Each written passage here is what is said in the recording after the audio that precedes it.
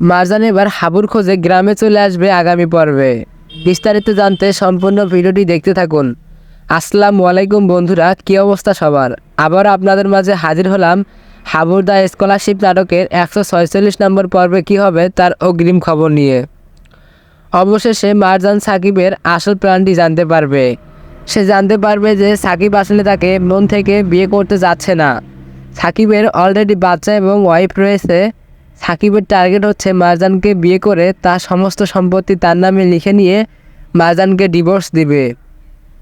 আর এসব জানার পর সাকিবের কাছ থেকে দূরে চলে আসবে মারজান। তারপর মারজানের বড় ভাই মারজানের কাছ থেকে ক্ষমা চেয়ে নিবে এবং বলবে যে সাকিবের মনে যে এত জঘন্য প্ল্যান চলছে সে কখনো জানতে পারে নাই।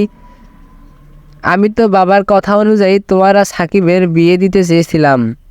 আর হ্যাঁ, আমি যে তোমাকে আরও একটা কথা বলতে ভুলে গেছি। তখন মারজান শোনার জন্য বলবে কী কথা?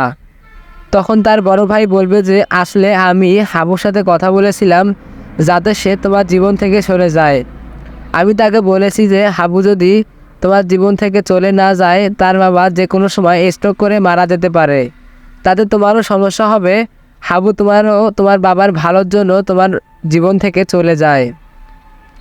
আর এখন মারজান ভালো করেই বুঝতে পারবে যে হাবু মারজানের জীবন থেকে যাওয়ার জন্যই ওই রকম অভিনয় করেছে।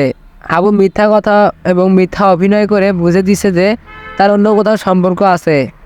এগুলা শোনার পর দেখা যাবে যে আগামী পর্বে মারজান সোজা গ্রামে চলে আসবে হাবুকে খোঁজার জন্য।